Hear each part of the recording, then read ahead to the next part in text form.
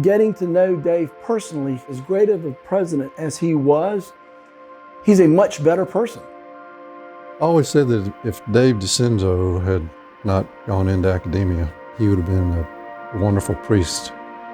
The guy has a heart as big as all outdoors. Dr. DeCenzo's legacy extends well beyond the institution, but to its people. And I can say that from experience because he's completely changed who I am today.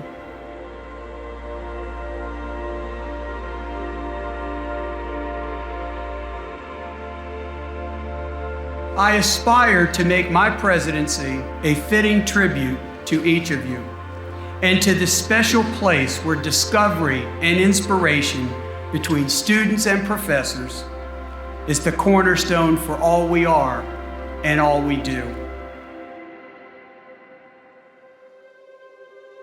Dr. DeCenzo meant a great deal to me. His first year was my year as student body president. I remember first meeting him and I couldn't take my eyes off of his cuff on his shirt, and he had his initials embroidered there, and it was DAD for David Anthony DeCenzo. And I was like, how cool is that? Like, his initials spelled dad. And I was like, that's kind of what he is. Like, he's like the dad of Coastal. So I was like, from now on, I'm just gonna call him Dad. And I don't think I ever called him Dr. DeCenzo while we worked together. I just called him Dad. And when you interacted with him, you know, sometimes you kind of just felt like you were, you know, just talking to anybody else in the world. You didn't think you were talking to the president of the university. He just, you know, made it really feel like that CCU family.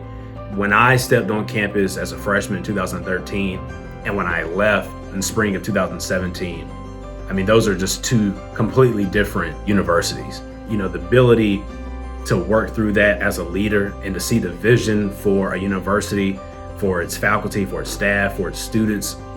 I mean, he just grew the university in a way that I don't think anybody else could have.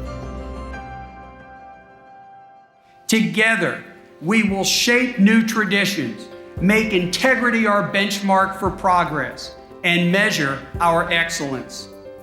While some may say that Coastal Carolina is too young to have a past in any sense of tradition, I beg to differ. Coastal Carolina was at such an interesting place at the time that President DeCenzo became president, because as an institution, we were still working to understand who we were and who we want to be. And in the course of doing that, we realized that some people recognize traditions as these 100-year-old things, but the reality is we were able to look within ourselves as a campus and identify the things that were organically happening as traditions and name them as such. We must foster student success and academic inquiry, provide an environment that stimulates professional and personal growth for faculty and staff, and ensure the fiscal integrity of this university. We must hold ourselves accountable. Integrity blends honesty, faith, and open communication with solid core values. It will be the guiding principle in each decision we make. I had a unique opportunity to work with President DeCenzo as his chief of staff, and in that capacity, working alongside him each day, what I was able to see was a deeply rooted integrity. He regularly recognized that the decision that he made reflected the integrity of this entire institution. Dave's first big challenge was about 3 weeks into his presidency. The state auditor's office dropped an audit of the prior year with 23 material inconsistencies. They gave us 2 years to clean it up, so he got right on it. We brought Will Garland out of retirement, and Will, working daily, pretty much daily with Dave, they cleaned it up in 6 months. So Dave rebuilt the foundation of financial reporting and spending and made sure that everything was within state guidelines.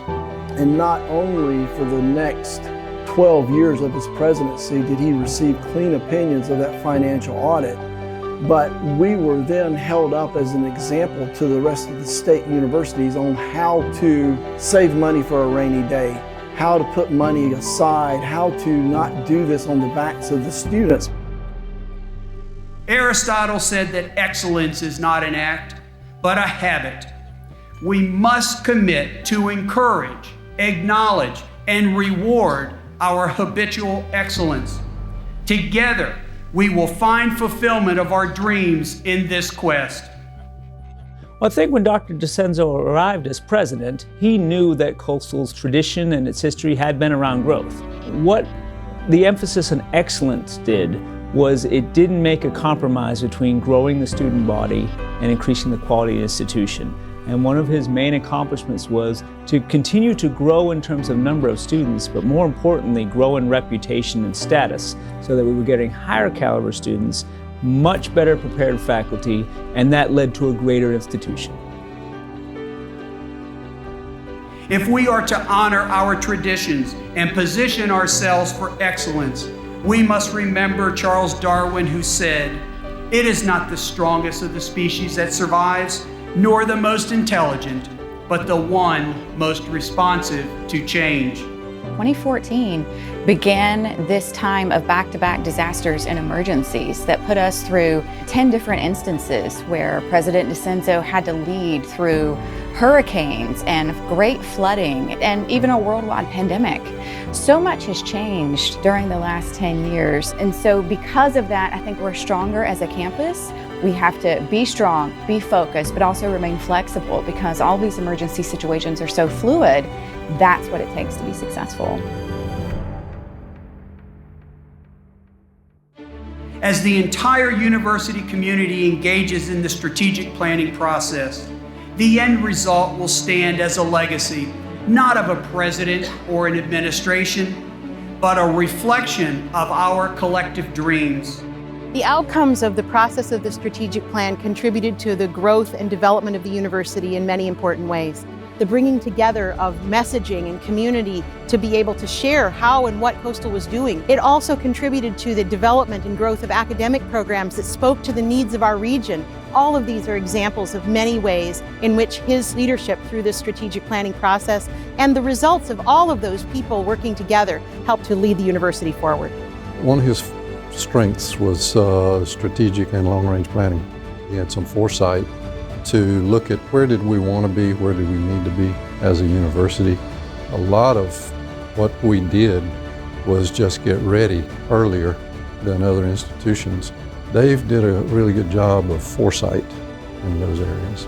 He charged the university through its research efforts, through its outreach, to get involved in the community to solve local problems and national problems. He made it very, very clear that we should be proud of what we were building here at Coastal. The whole idea was that he had a great deal of pride in the institution, and he passed it on to other people. So when we all began to feel much more confident and assured of what Coastal was doing and where it was going. So these three words, tradition, integrity, and excellence, will guide the new Coastal Carolina University to be a place rooted in confidence, unified in commitment, exemplary in transparency, and bold in vision. Looking back over the 14 years that he led the institution, I think that the overwhelming sense that both of us felt is gratitude for having been a part of something that was so much larger than us. Anyone can have a vision, but it's the people around you who buy into it and believe in it and put their heart and soul into it to make it work that makes it so exciting when you do step back. You're just grateful to have been a part of something so much larger than yourself. I consider Dave DeCenzo a friend and a colleague, and I'm so grateful for his leadership during his tenure. I know our founders would be incredibly proud of the progress we've made, and we're poised for even greater success in the future, thanks to Dave DeCenzo. I hereby fully accept the presidency of Coastal Carolina University and solemnly pledge to serve with great pride and honor. Thank you for this privilege of leadership.